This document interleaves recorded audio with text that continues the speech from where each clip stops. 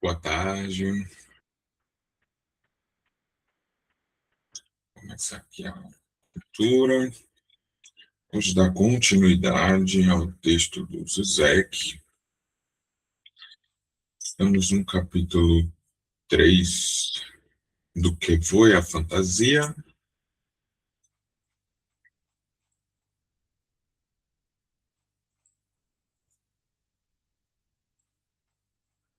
Vou encontrar aqui no ponto que paramos na última leitura. Bastante.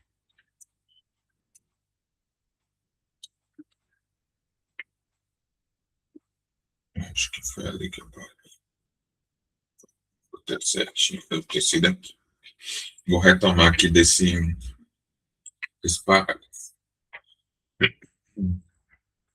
A voz corrente, em geral atribuída à psicanálise, segundo a qual a sexualidade é o referente oculto, universal de todas as atividades, o que quer que façamos, estamos pensando naquilo, é invertida aqui. É o próprio sexo real que, para ser palatável, precisa ser filtrado através do crivo assexuado da Revolução de Outubro. Em vez do proverbial feche os olhos e pense na Inglaterra, temos aqui feche os olhos e pense na Revolução de Outubro. A lógica é a mesma que a de uma tribo americana nativa, cujos membros descobriram que todos os sonhos têm algum significado sexual oculto, todos exceto os abertamente sexuais. É justamente nesses que é preciso procurar um outro significado. Em seus diários secretos recentemente descobertos, Wittgenstein conta que, enquanto se masturbava na linha de frente durante a Primeira Guerra Mundial, estava pensando em problemas matemáticos. E é a mesma, na realidade, do chamado sexo real. Qualquer contato com um outro real, de carne e osso, qualquer prazer que encontremos tocando outro ser humano, não é algo evidente, mas algo inerentemente traumático, e só pode ser suportado na medida em que esse outro entre no quadro da fantasia do sujeito.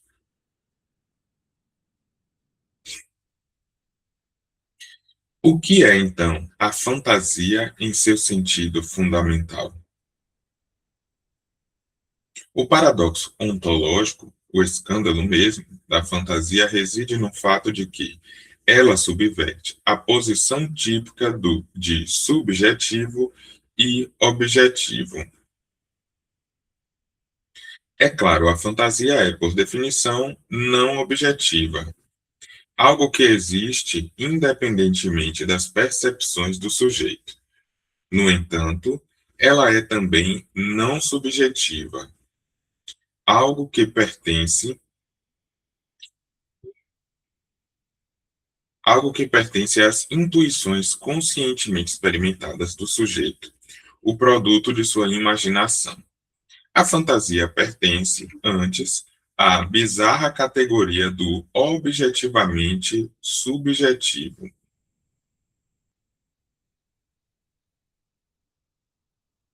O modo como as coisas realmente, objetivamente, parecem ser para você, mesmo que não pareçam ser dessa maneira para você. Quando, por exemplo, afirmamos que alguém é conscientemente favorável aos judeus, embora abrigue profundos preconceitos antissemitas de que não tem consciência, não estamos então afirmando que, na medida em que esses preconceitos não traduzem o modo como os judeus realmente são, mas o modo como parecem ser para ele, ele não sabe como os judeus realmente parecem ser para ele? Em março de 2003, Donald Rumsfeld teve um rápido acesso de filosofia amadora sobre a relação entre o sabido e o não sabido. Há sabidos sabidos. Essas são coisas que sabemos. Há não sabidos sabidos. Isto é, há coisas que sabemos que não sabemos. Mas há também não sabidos não sabidos. Há coisas que não sabemos que não sabemos. O que ele esqueceu de acrescentar foi o quarto termo essencial: os sabidos não sabidos. coisas que não sabemos que sabemos, o que é precisamente o inconsciente freudiano, o saber que não se sabe,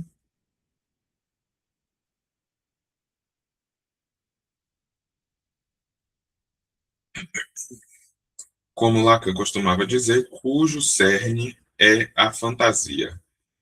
Se Rumsfeld pensa que os principais perigos da confrontação com o Iraque são os não sabidos não sabidos, as ameaças representadas por Saddam ou seus sucessores, que nem desconfiamos o que possam ser, o que deveríamos dizer em resposta é que os principais perigos são, ao contrário, os sabidos não sabidos.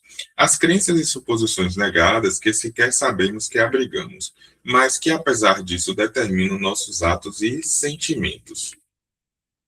A, a, essa leitura de Zizek, eu tenho comentado nos últimos encontros, ela traz uma espécie de um paradigma novo, é como eu comentei, né, salvo engano, no último encontro dessa leitura, o Zizek não é um psicanalista que estuda filosofia. Ele é um filósofo que estuda psicanálise. E, na medida em que ele apresenta certos termos, eles são mais apresentados em um contexto de sociedade do que em um contexto clínico. Quando a gente lê Lacan, quando a gente estuda Lacan, Lacan está falando da clínica. Lacan não está falando da sociedade em si, mas está falando de uma ferramenta clínica que tem um contexto para operar, para funcionar, e para que aquelas coisas façam sentido, no que cabe o termo aqui, né, fazer sentido, junto à prática da psicanálise. Quando o Zizek traz essa coisa muito mais contextualizada da sociedade, às vezes parece um pouco de psicanálise selvagem, um pouco também de uma psicanálise em extensão, que é um pouco problemática na minha opinião. Na minha opinião, tem um certo desafio quando a gente começa, por exemplo, a olhar a questão do estádio do espelho nas crianças em um contexto, por exemplo, é, escolar. Como que a gente vai fazer algum tipo de manejo ou algum tipo de previsão dentro desse contexto que não é um contexto clínico, usando esses conhecimentos que a psicanálise lacaniana, mais especificamente, apresenta? Isso além de ser problemático, né, tem muitos problemas aí, tem muitos riscos, apesar também de um certo potencial para trazer alguns esclarecimentos. Eu acho que isso torna certas compreensões um pouco confusas, né? Algo que tende a produzir um discurso, assim, uma fala muito mais de senso comum, né? Uma fala, de certa forma, vulgarizada, do que uma produção conceitual que sirva a uma técnica, né, um método terapêutico, que é o da psicanálise. Então, esse é um ponto que é interessante, mas também é problemático. Então, a gente não pode perder de vista também, né, essa problematização e acabar fazendo também uma leitura muito literal do que ele vai apresentando aqui especificamente no texto, né? Né, lembrando, um filósofo que estuda psicanálise e está fazendo certas leituras, levando em conta o que Lacan produziu, teoricamente. Algumas coisas que eu entendo, eu acompanho, eu produzo uma certa compreensão semelhante, mas tem outras que eu fico assim, né, como a gente diz aqui na Bahia, torcendo o bico para isso, que parece meio estranho, meio forçando um pouco a barra, ou incorrendo em uma certa. Incorrendo em alguns equívocos. Porque talvez, né, no sentido, não que o Zizek por si só esteja errado, né, mas o que essa produção dele pode provocar de efeito no campo. Ele lê a sociedade com a lupa da psicanálise lacaniana, ele apresenta a opinião dele e a leitura dele da sociedade. E aí, quando você toma isso, é, você não está por si só pegando assim o conceito de Lacan, mas você está pegando a interpretação do conceito de Lacan olhada no contexto da sociedade e não no contexto da clínica, transmitido por Zizek. Aí eu acho que é onde pode provocar alguns equívocos, né, na, digamos assim, na reprodução dessa leitura, dessa interpretação, fazer toda essa conjectura com aquilo que a gente observa na sociedade, de maneira muito semelhante aqui ao que o Zizek está fazendo, né, ou tentou fazer. Enfim, é um ponto assim que eu tenho achado delicado nesse texto, que a gente precisa ter certas ressalvas. Mas continuando a leitura. Esta é também uma das maneiras de especificar o significado da afirmação de Lacan de que o sujeito é sempre descentrado. O que ele quer dizer não é que minha experiência subjetiva é regulada por mecanismos inconscientes objetivos que são descentrados em relação à minha experiência de mim mesmo e, como tais, fora de meu controle. Uma ideia afirmada por todo materialista. Mas sim algo muito mais perturbador. Estou privado até de minha experiência subjetiva mais íntima, do modo como as coisas realmente parecem ser para mim, privado da fantasia fundamental que constitui e garante o cerne do meu ser, uma vez que nunca posso experimentá-lo e assumi-lo. Segundo a visão comum, a dimensão que é constitutiva da subjetividade é a da autoexperiência fenomenal. Sou um sujeito no momento em que posso dizer a mim mesmo, qualquer que seja o mecanismo desconhecido que governa meus atos, percepções e pensamentos, ninguém pode tirar de mim o que estou vendo e sentindo exatamente agora. Esse ponto em que ele fala de subjetividade, por exemplo, é problemático porque o próprio Lacan ele vai fazer uma produção nos paradoxos, no texto, né, que é publicado como os paradoxos, a coleção, na verdade, que tem aqueles livrinhos, o mito individual do neurótico, o meu ensino, estou falando com as paredes. Eu não lembro exatamente agora se é no meu ensino ou se é no triunfo da religião, ou não estou falando com as paredes, eu não vou lembrar exatamente.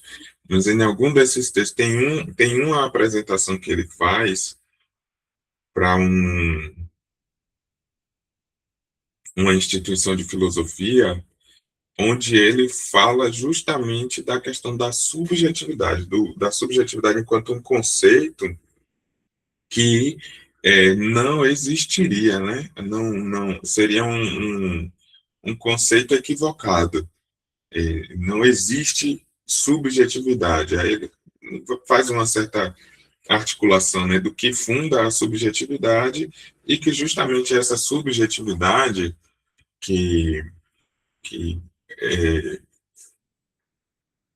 é uma certa construção um pouco complexa para fazer, porque Lacan ele destrói, né, a subjetividade, a individualidade, num sentido de que não há a subjetividade ou a individualidade porque o eu é o outro, ou seja, aquilo que se constitui enquanto subjetividade não é próprio daquele que supõe-se constituir essa subjetividade. Aquilo é de um outro. O desejo é o desejo do grande outro. O eu é um outro. Então, dessa forma, ele desconstrói a subjetividade, que parece que não há individualidade nisso aí. E aí ele vai construir, em certa medida, uma clínica do particular.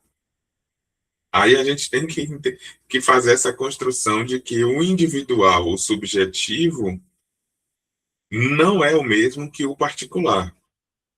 Porque o particular é no sentido em que aquilo que constitui aquele sujeito a partir daquela cadeia significante que se produz naquele sujeito. Que, por exemplo, eu, pertencente a essa mesma sociedade que vocês, vou ter uma certa compreensão do que é homem e do que é mulher. E isso diz respeito à maneira com que os significantes, na verdade, né, se articulam para mim. Eu não vou entender o que é homem e o que é mulher para qualquer outra pessoa que vive nesse mesmo contexto, né, Brasil, 2026, etc., com acesso às mesmas coisas, quando ele diz, porque isso é coisa de homem.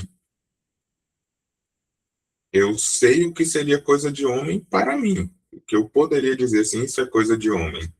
Mas eu não sei o que é para aquela pessoa, por mais que esteja subentendido socialmente, né, a sociedade estipula alguma coisa que a gente acaba tendo aí como senso comum, mas para aquela pessoa em específico que está falando ali para mim, numa condição de analisante analista, eu não sei o que é homem para aquela pessoa. Homem é um significante qualquer, que sozinho não significa nada.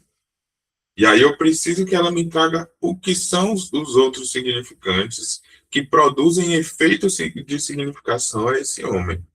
Isso não produz uma clínica de subjetividade. Isso produz uma clínica particular, de particularidade, né? Uma relação aí entre talvez público e privado, né? E talvez por isso a expressão particular que eu esteja utilizando. Mas isso não é subjetividade para Lacan. Então, quando o Zizek traz essa leitura social e usa esse termo subjetividade, produz um certo contraponto com Lacan fala que não há subjetividade. E aí ao estilo de Lacan, né? De ser anti-tudo, né? Anti-subjetividade. Boa tarde, Maria. Anti-filosofia, né? O desejo é outra coisa, sexualidade é outra coisa, a mulher não existe. Então, é um pouco também do estilo de Lacan, e aí precisa entender o porquê que Lacan fala desse jeito sobre isso. Mas aí o Zizek lê a sociedade, pega isso que é vasto na sociedade, esse conceito, né, de subjetividade, que é a moda, que é a leitura das psicologias, a questão da subjetividade, de que isso é da subjetividade de cada um. E aí ele faz uma leitura psicanalítica também disso. Isso produz um certo contraponto com o que o próprio Lacan constrói. É por isso que eu digo que quando, né, o comentário que eu fiz um pouquinho antes, quando extrapola, né, o campo clínico, pode ter certos riscos de produzir, né, compreensões ou conceituações em certa medida equivocadas. Continuando a leitura. Digamos, quando estou perdidamente apaixonado e um bioquímico me informa que todos os meus sentimentos intensos são apenas o resultado de processos bioquímicos em meu corpo, posso responder agarrando-me à aparência. Tudo que você está dizendo pode ser verdade, mas apesar disso, nada pode tirar de mim a intensidade da paixão que estou experimentando agora. A ideia de Lacan, contudo, é que o psicanalista é aquele que, precisamente, pode tirar isso do sujeito. O objetivo final do analista é privar o sujeito da própria fantasia fundamental que regula o universo de sua autoexperiência. O objetivo final do analista é privar o sujeito da própria fantasia? Privar? Estranho. O sujeito freudiano do inconsciente, isso aqui não existe. Não existe o sujeito freudiano do inconsciente. só emerge quando um aspecto essencial da autoexperiência do sujeito, sua fantasia fundamental, torna-se inacessível para ele, primordialmente recalcado. Em seu aspecto mais radical, o inconsciente é o fenômeno inacessível, não os mecanismos objetivos que regulam minha experiência fenomênica. Deixa eu ler isso aqui de novo. Só emerge quando o aspecto essencial da autoexperiência do sujeito, sua fantasia fundamental, torna-se inacessível para ele, primordialmente recalcado. Em seu aspecto mais radical, o inconsciente é o fenômeno inacessível, não os mecanismos objetivos que regulam minha experiência fenomênica. O inconsciente é o fenômeno inacessível. Quando eu grifo de lilás assim, gente, ou é uma negação, né? Tipo, não é isso, ou é algo que eu discordo, ou eu tenho uma compreensão diferente. Aqui ele está, se fosse freudiano, né?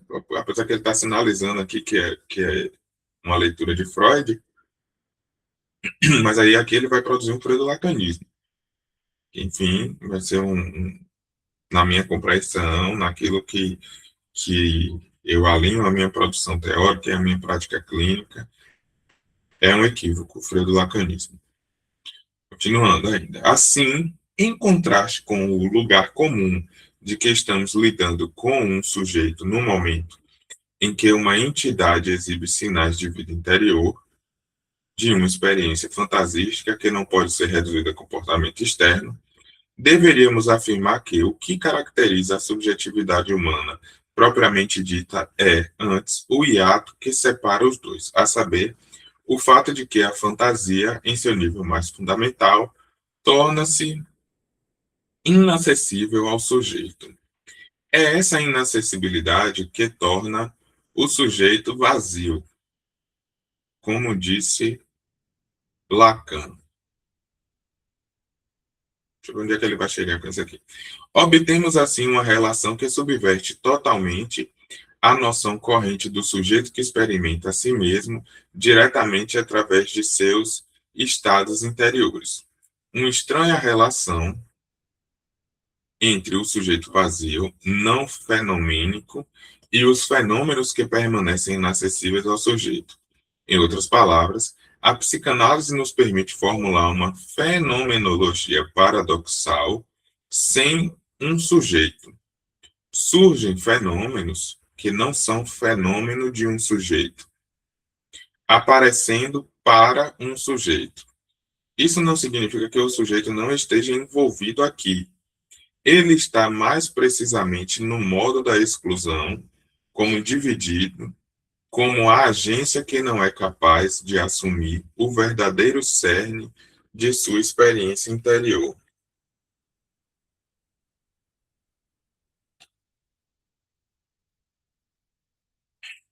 Aqui para mim está soando estranho, porque ele está colocando o sujeito em alguma medida como ôntico, né, como um ser, como algo ontológico e vazio, tal qual, por exemplo, um jarro vazio. Mas ainda assim, um jarro é um objeto. Tem a forma de um jarro, né? Tem o vazio de um jarro. Tá me soando estranho isso. O status paradoxal da fantasia nos leva à questão final da diferença inconciliável entre a psicanálise e feminismo, a do estupro e das fantasias masoquistas que o sustentam.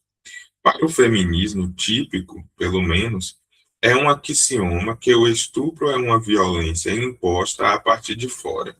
Mesmo que uma mulher fantasie que está sendo estuprada ou brutalmente maltratada, ou essa é uma fantasia masculina com mulheres, ou uma mulher a tem na medida em que internalizou a economia libidinal patriarcal e endossou sua vitimização. A ideia subjacente é que, no momento em que reconhecemos esse fato do devaneio com o estupro, abrimos a porta para platitudes macho-calvinistas sobre como, ao serem estupradas, as mulheres apenas conseguem o que secretamente queriam e como seu choque e medo expressam apenas o fato de que não eram sinceras o suficiente para reconhecer seu desejo.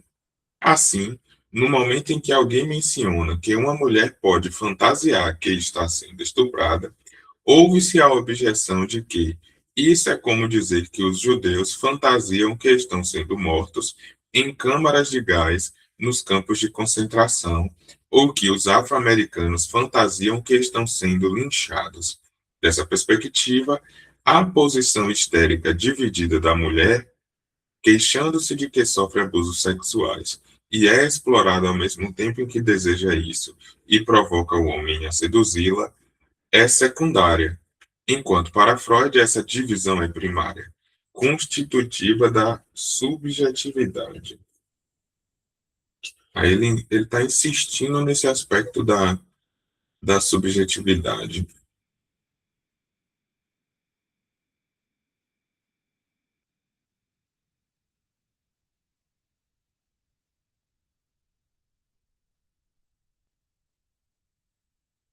A conclusão prática disto é que, embora algumas mulheres realmente devaneiem que estão sendo estupradas, isso não apenas não legitima em absoluto o estupro real, mas o torna ainda mais violento. Tomemos duas mulheres. A primeira é liberada e assertiva, ativa. A outra devaneia em segredo que está sendo brutalizada, até estuprada por seu parceiro. O ponto crucial é que, se ambas forem estupradas, o estupro será muito mais traumático para a segunda mulher, por causa do próprio fato de que ele realizará na realidade social externa a matéria de seus sonhos. Há um hiato que separa para sempre o cerne fantasístico do ser do sujeito dos modos mais superficiais de suas identificações simbólicas ou imaginárias. Nunca me é possível assumir plenamente. Peraí, deixa eu ler isso aqui de novo. Há um hiato que separa para sempre o cerne fantasístico do ser do sujeito, dos modos mais superficiais de suas identificações simbólicas e imaginárias. Nunca me é possível assumir plenamente, no sentido de integração simbólica, o cerne fantasístico do meu ser. O cerne, aí aquele está mais milleriano que lacaniano. Quando ouso enfrentá-lo de perto demais, o que ocorre é o que Lacan chama de afânese, a auto-obliteração do sujeito. O sujeito perde sua consistência simbólica, desintegra-se. E talvez a realização forçada na realidade social do cerne fantasístico de meu ser seja o pior, o mais humilhante tipo de violência. Uma violência que solapa a própria base de minha identidade, de minha autoimagem. Consequentemente, o problema com o estupro, na visão de Freud, é que ele tem tamanho impacto traumático não simplesmente por ser um caso de violência externa brutal, mas também por tocar em algo negado na própria vítima. Assim, quando Freud escreve se aquilo que sujeitos desejam mais intensamente em suas fantasias lhes for apresentado na realidade, eles, apesar de tudo, fogem daquilo. O que quer dizer é que isso ocorre não meramente por causa da censura, mas sim porque o cerne de nossa fantasia nos é intolerável.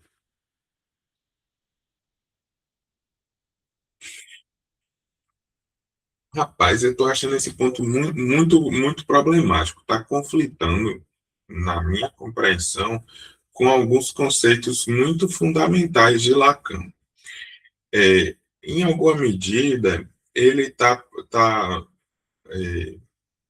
fazendo uma construção como se o desejo pudesse ter um objeto, como se aquele que seria o objeto de desejo de uma determinada fantasia, ele está ali estabelecido em um objeto específico.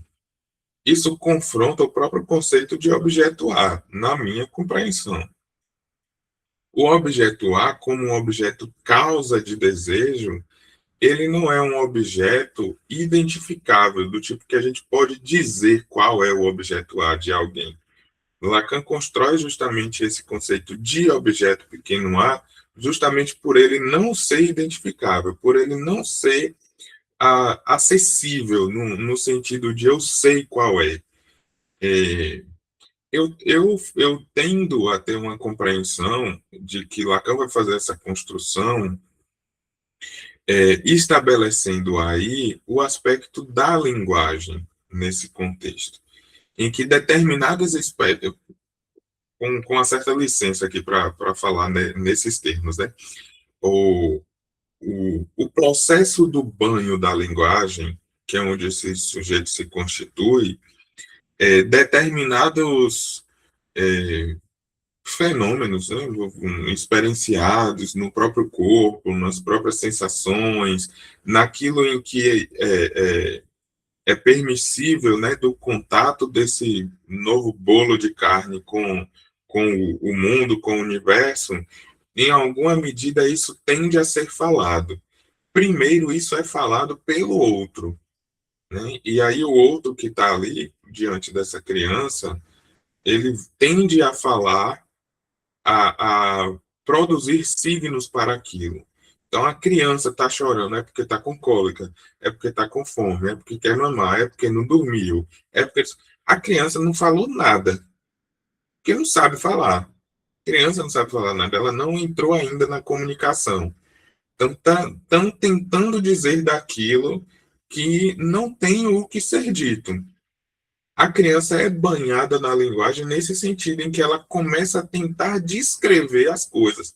Não à toa, as primeiras coisas que a criança vai falar, ou vai ser estimulada a falar, vai ser identificar os outros que estão ali, né? Então, papai, mamãe, vovô, vovó, titio, titia. Vai começar a identificar alguns objetos, que são os brinquedos, né? E vai começar a identificar alguns quereres, né? Se quer água, se quer cocô, se quer xixi, né? Se quer fazer também alguma coisa ou se quer especificamente alguma coisa, né? Se quer TT, né? Se quer, a criança quer mamar, alguma coisa do tipo assim. Na medida em que essa linguagem vai sendo, vai tentando é, significar determinados fenômenos, sensações, etc., Lacan produz aí uma compreensão de uma falha inerente à comunicação. O que barra o sujeito de acessar a sua fantasia, né, a barra de acesso a essa fantasia fundamental, é a própria estrutura da linguagem. É a linguagem que ela inacessível em sua totalidade. E ela é inacessível em sua totalidade porque um significante não pode significar ele mesmo. Então, a água não pode significar água. O que é água? Água. Água é água. Não dá para ninguém dizer nada disso, de que água é água, porque não diz nada. A gente só consegue identificar a água enquanto significante quando ele aponta para outro. Isso seria a subversão do signo linguístico que Lacan faz, né, do signo linguístico saussuriano, para determinar a primazia do significante em detrimento do significado, porque o significado ele não existe por si só, onde o significante água representa o significado água e isso estaria posto na linguagem. Não, é a barra que há ali no signo linguístico, é a barra que impede a significação pelo próprio significante. Então, isso precisa produzir ou uma metáfora, né, uma substituição desses significantes, ou uma metonímia, né, uma metonimização desses significantes na medida em que eles deslizam. E é nesses dois mecanismos linguísticos, né, nessas duas figuras de linguagem, a metáfora e a metonímia, que na metáfora vai se produzir o sintoma e que na metonímia vai se produzir, entre aspas, né, o desejo. Então, o desejo é da ordem desse deslizamento desses significantes. Isso que ele vai produzindo aqui Eu acho que entra um pouco em confronto com isso que o Lacan propõe, da própria estrutura da linguagem, que ele traz um aspecto ontológico do sujeito, ou seja, né, ontológico, ontologia, ser, como se houvesse um ser do sujeito, o, o, o que vai se construir na filosofia enquanto ser, ser está para a essência, né? A essência seria aquilo que, que produz como se fosse um aspecto de semelhança, né? A essência de uma coisa é o que faz aquela coisa ser aquilo que ela é. Traduzindo, existem vários tipos de copo. Tem copo grande, copo pequeno, copo mais redondo, copo mais comprido, copo mais gordinho. Tem vários tipos de copo. Mas a gente sabe, por exemplo, que todos esses tipos de copo são copo e não são balde, por exemplo, por causa da essência de todos esses tipos de copo. Então, o ser desses copos é essa essência que faz com que todo copo seja copo e não balde. Por mais que seja parecido, mas né, que é a mesma coisa, assim, a forma aqui no fundo e uma boca aberta em cima. Copo e balde é a mesma coisa, mas copo é copo e balde é balde. Tem vários tipos de balde, tem vários tipos de copo. Isso é da ordem do ser e da essência, né? O surgimento da ontologia. O que vai depois produzir nesse aspecto de que o ser do ser, ou seja, o ser, a essência, é o que faz com que todos os copos sejam copos. O ser do ser é o que faz com que aquele copo seja exatamente aquele copo. Então, o ser do ser daquele copo é o que faz com que aquele copo seja aquele copo. Ou seja, é ele idêntico a ele mesmo. Então, quando a gente diz assim, o cerne do ser do sujeito é o que faz com que o sujeito seja aquele sujeito, idêntico a ele mesmo. Isso não é lacaniano. Isso, em certa medida, é freudiano, bem deturpadamente assim, mas é uma produção freudo-lacaniana. Essa questão do cerne do sujeito, o ser do sujeito, que é como se pudesse ter algo que fosse idêntico àquilo que é o sujeito. Para Lacan, isso não existe. Isso não existe, porque o sujeito é um intervalo entre significante, ou seja, por exemplo, vamos hipotetizar aqui, uma pessoa que chega na clínica, né, levando o contexto aqui que ele está trazendo aqui, bem problemático, inclusive. Uma mulher que chega na clínica para buscando análise porque sofreu uma violência sexual e está aí há 2 anos no processo de análise e tudo gira em torno dessa questão do abuso sexual, ou seja, o tema central desse trabalho de análise é esse abuso sexual que ela sofreu. Esse sujeito é o abuso sexual? Não é o abuso sexual. Não tem como o abuso sexual ser idêntico a esse sujeito, porque abuso sexual não pode significar abuso sexual. Abuso sexual só pode produzir efeito de significação quando ele é articulado com outros significantes. O que representa abuso sexual para essa pessoa? Na hora que ela começar a falar sobre isso, os significantes que aparecem fazendo encadeamento, né, produzindo encadeamento, dando um formato de cadeia nessa estrutura, é o que vai dar notícias da posição de sujeito.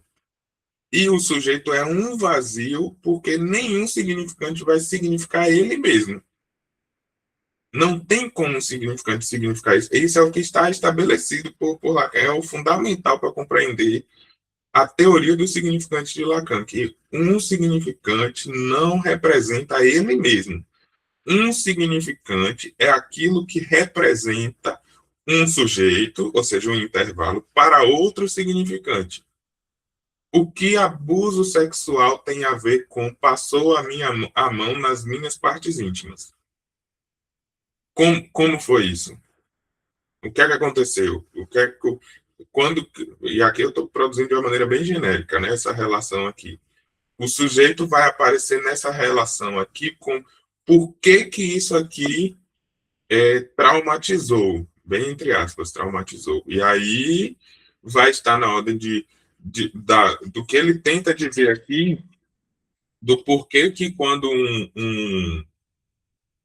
alguém se aproxima daquilo que parecia ser o desejo, é mais traumático do que quando alguém chega em uma experiência fenomenológica muito semelhante, mas que aquilo não era da ordem do seu desejo.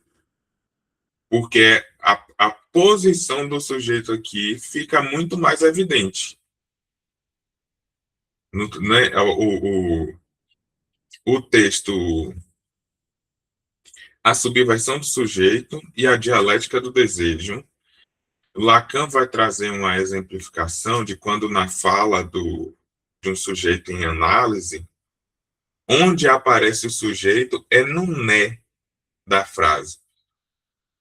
Quando por exemplo, a pessoa que está ali falando, ela vai dizer simplesmente, é porque eu sofri um abuso sexual, né?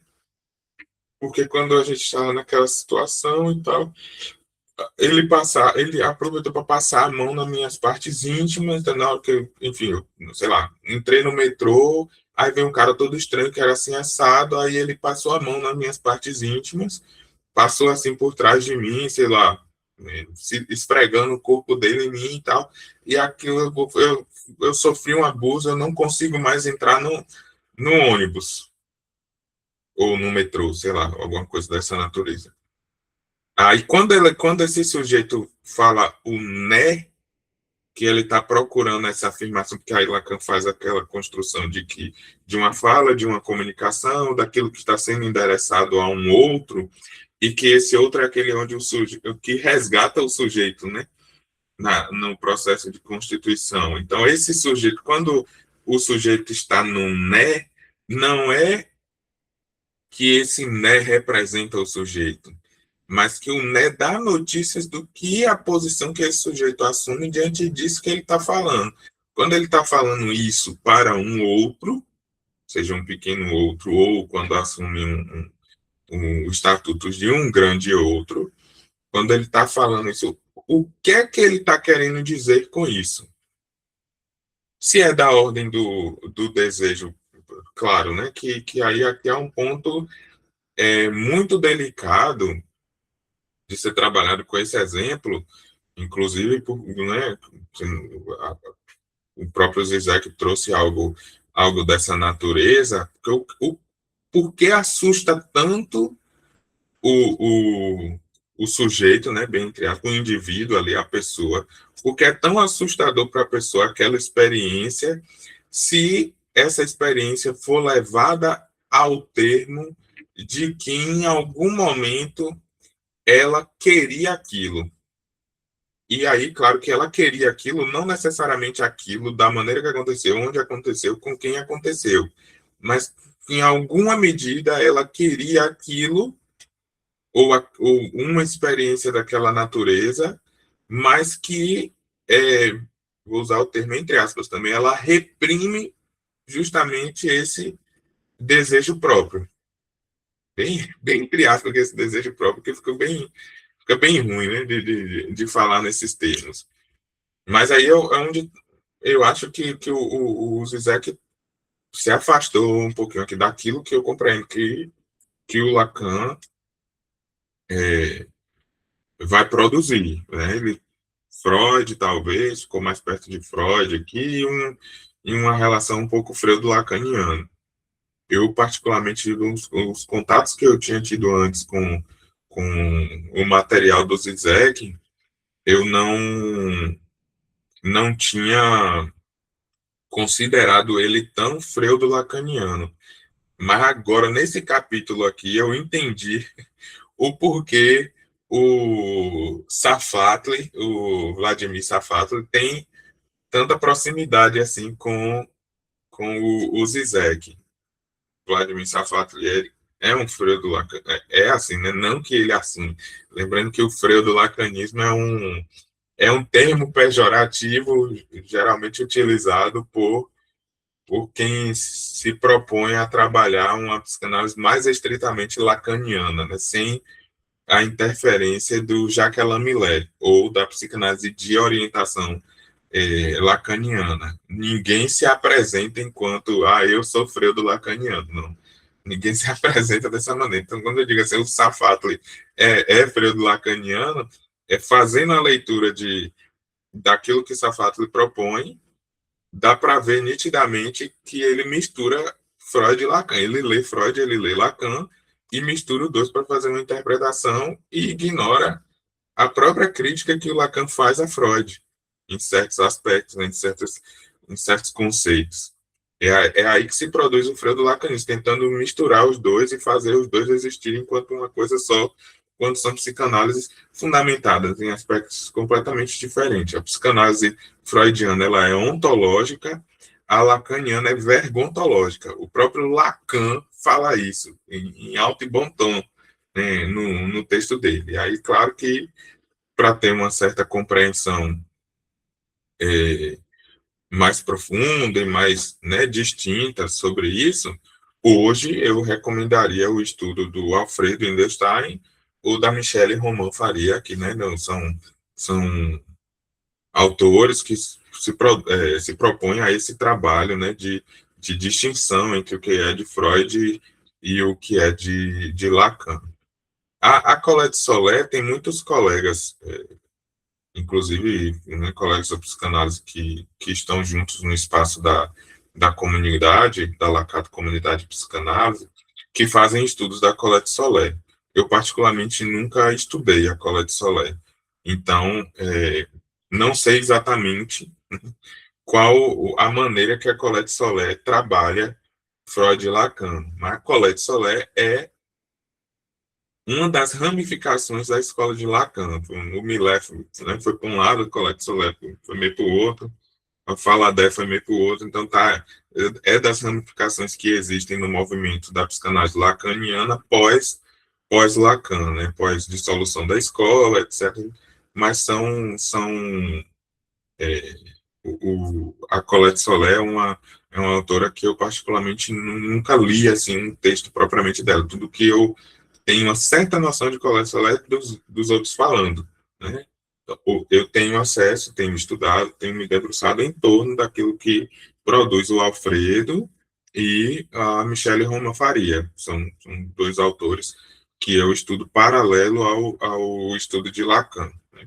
Então, são esses dois que eu uso como referência aqui para dizer desse lugar da separação, da distinção entre a psicanálise de Freud e de Lacan. E isso, gente, parece um pouco. Tem uma certa entonação assim, de chatice, né? Porque a gente repete muito, principalmente quando a gente faz estudos, quando a gente faz leituras, assim, isso é muito. Tem esse som, assim, né? Essa coisa de, pô, que chatice, hein? Toda vez precisa falar isso. Todos esse povo que se acha aí lacaniano, fica chamando os outros tudo de freio lacaniano, e fica sempre nessa coisa de precisar separar e tal. Mas quando a gente vai para a clínica, para o dispositivo clínico e para o dispositivo da supervisão, a gente vê de fato a problemática que é misturar a compressão, como o manejo clínico ele fica defasado justamente por essa compreensão tão misturada da psicanálise de Freud e da psicanálise de Lacan. E aí é onde a gente começa a entender a importância daquilo que a gente chama de desambiguar, né? Freud e Lacan. Aí fica nítido, né? E porque geralmente quem trabalha dentro dessa perspectiva é tão chato em sempre ficar dizendo, né, da importância de desambiguar, etc. Quando você vai para a clínica, quando você está em contexto de supervisão, de construção de caso clínico, compreender o manejo, as intervenções, né, a leitura da estrutura, né, como que você vai intervir sobre aquilo, entender os caminhos de um trabalho de análise dentro de uma perspectiva daquilo que propõe Lacan. Você observa o quão problemático é o movimento que a gente denomina pejorativamente de freio do lacanismo, e a importância de fazer essa distinção de fato. Temos uns minutinhos, deixa eu ver se dá conta desse próximo parágrafo. Há alguns anos atrás, um comercial de cerveja encantador foi exibido na TV britânica. Ele começava com um conhecido encontro de conto de fadas. Uma moça caminha à margem de um riacho, vê um sapo, pega-o gentilmente no colo, beija-o, e é claro que o sapo feio se transforma num belo rapaz. Mas a história não termina aí. O rapaz lança um olhar ávido para a moça, puxa-a para si, beija e ela se transforma numa garrafa de cerveja que o homem segura triunfantemente na mão. Para a mulher, o importante é que seu amor e afeição, indicados pelo beijo, transformam o sapo num belo rapaz, numa presença fálica plena. Para o homem, é reduzir a mulher a um objeto parcial, a causa de seu desejo. Por causa dessa assimetria, não há nenhuma relação sexual. Temos ou uma mulher com um sapo, ou um homem com uma garrafa de cerveja. O que nunca podemos obter é o belo casal natural de um homem e uma mulher. A contrapartida fantasística desse casal ideal teria sido a figura de um sapo abraçando uma garrafa de cerveja. Uma imagem incongruente que, em vez de garantir a harmonia da relação sexual, faz sobressair sua ridícula disparidade. Isso abre a possibilidade de solapar o domínio de uma fantasia, o domínio que uma fantasia exerce sobre nós através de nossa própria superidentificação com ela. Abraçando simultaneamente dentro do mesmo espaço uma multidão de elementos fantasísticos incoerentes. Isto é, cada um dos dois sujeitos está envolvido em sua própria fantasia subjetiva. A moça fantasia o sapo, que é na realidade um rapaz, o homem fantasia a moça, que é na realidade uma garrafa de cerveja. O que a arte e a literatura moderna opõem a isso não é a realidade objetiva, mas a fantasia subjacente, objetivamente subjetiva, que os dois sujeitos nunca conseguem ensinar. Uma pintura magritesca de um sapo escarrapachado sobre uma garrafa de cerveja com o título Um Homem e uma Mulher, ou O Casal Ideal. A associação com o famoso burro morto sobre um piano, surrealista, é plenamente justificada aqui, já que os surrealistas também praticavam essa superidentificação com fantasias incongruentes. E não seria este o dever ético do artista de hoje, pôr-nos diante do sapo abraçando a garrafa de cerveja quando sonhamos em abraçar nossa amada? Em outras palavras, ensinar fantasias que são radicalmente dessubjetivadas, que jamais podem ser ensinadas pelo sujeito. Isso nos leva a mais uma complicação vital. Se o que experimentamos como realidade é estruturado pela fantasia, e se a fantasia serve como crivo que nos protege, impedindo que sejamos diretamente esmagados pelo real cru, então a própria realidade pode funcionar como uma fuga de um encontro com o real. Na oposição entre sonho e realidade, a fantasia está do lado da realidade, e é em sonhos que nos defrontamos com o real traumático. Não é que os sonhos sejam para aqueles que não conseguem suportar a realidade, a própria realidade é para aqueles que não conseguem suportar o real que se anuncia em seus sonhos.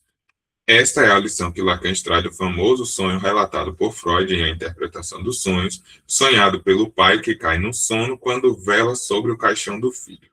Nesse sonho, seu filho morto lhe aparece, pronunciando o terrível apelo: Pai, não vês que estou queimando? Ao acordar, o pai descobre que o tecido sobre o caixão do filho pegou fogo porque uma vela havia caído. Então, por que o pai acordou?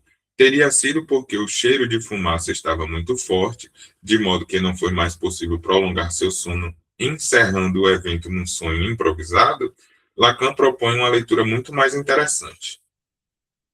Se a função do sonho é prolongar o sono, se o sonho, afinal de contas, pode se aproximar tanto da realidade que o provoca, Não podemos dizer que a essa realidade ele poderia ter respondido sem sair do sono. Existem as atividades sonambúlicas, afinal de contas. A questão que se coloca, e que de resto todas as indicações precedentes de Freud nos permitem produzir agora, é: o que é que desperta? Não será no sonho uma outra realidade? Aquela realidade que Freud nos descreve é assim: das Gin as Nine Besties, que a criança está perto de sua cama, pega-o pelo braço e lhe murmura em tom de reproche: Pai, não vês que estou queimando? Há mais realidade, há mais realidade, não é? Nesta mensagem do que no ruído pelo qual o pai também identifica a estranha realidade do que se passa na peça vizinha. Não será que nessas palavras passa a realidade faltosa que causou a morte da criança?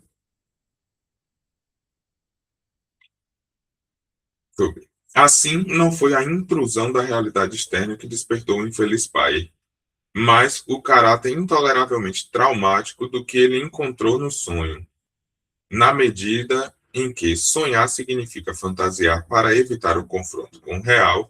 O pai literalmente acordou para que pudesse continuar sonhando. O cenário foi o seguinte: quando a fumaça perturbou seu sono, o pai rapidamente construiu um sonho que incorporava o elemento perturbador fumaça-fogo para prolongar seu sono. No entanto, aquilo com que se defrontou no sonho foi um trauma, sua responsabilidade pela morte do filho, muito mais forte que a realidade, de modo que despertou para a realidade a fim de evitar o real. Despertou para a realidade a fim de evitar o real. Próxima semana nos debruçaremos sobre esse ponto a partir daqui.